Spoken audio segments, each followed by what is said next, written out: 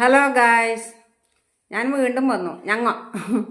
എന്താ പറയുക, എൻ്റെ എന്താ പറയണ്ടേ, എൻ്റെ അനുഭവം നിങ്ങളോടും ഹസ്ബൻഡിനായിട്ട് പങ്കുവെക്കാൻ വേണ്ടിയിട്ട്. അവർക്കും അറിയില്ല ഞാൻ എന്ത് അനുഭവിച്ചതെന്ന്. കാഞ്ഞങ്ങാട് താമസിക്കുമ്പോൾ ഷോപ്പിലേക്ക് നടന്നിട്ട് പോകാനേ ഇല്ലൂ. പക്ഷേ ഒക്കെ പൊങ്കും എനിക്ക് ചെറിയ ക്ഷീണോ മറ്റോ വന്നാൽ ഒരു ഓട്ടോക്ക് കൈ കാണിച്ചിട്ട് പോലുണ്ട്. ഒരു ദിവസം ഞാൻ ഓട്ടോക്ക് കൈ കാണിച്ചിട്ടാകുമ്പോൾ നിർത്താതെ പോയി. അപ്പോൾ ഞാൻ വിചാരിച്ചാൽ ആളുണ്ടോ അല്ലെങ്കിൽ എന്തെങ്കിലും സാധനങ്ങളോ മറ്റോ ഉണ്ടോ, അങ്ങനെ ലോഡും കയറ്റിയിട്ട് പോകുന്നതായിരിക്കുന്ന ഞങ്ങൾക്ക് അത്ര ഇതില്ല, മനസ്സിലായിട്ടില്ല അത്. പിന്നെ ആ റിക്ഷ ആ ഓട്ടോ വരുമ്പോൾ ഞാൻ എപ്പോൾ കൈ കാട്ടുമ്പോൾ അത് നിർത്തുകയില്ല.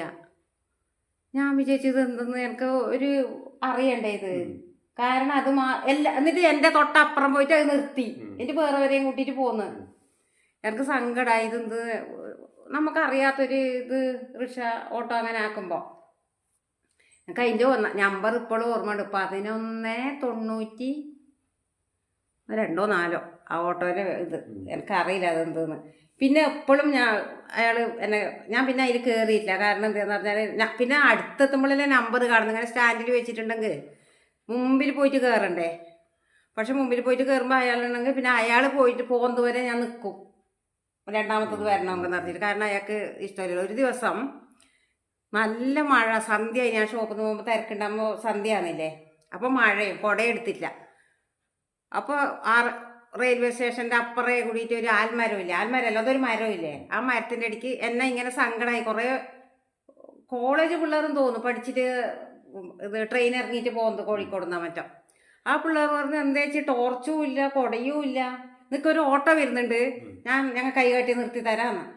ഞാൻ പറഞ്ഞു വേണ്ടവൻ അടുത്ത് തന്നെ. പക്ഷെ എൻ്റെ സങ്കടം കണ്ടിട്ട് ഓട്ടോ അവർ കൈ നീട്ടിയിട്ടാകുമ്പോൾ ഓട്ടോ നിർത്തി. ഒടുക്ക എന്നെ കാണുന്നതും അയാൾ സ്ഥലം വിട്ടു.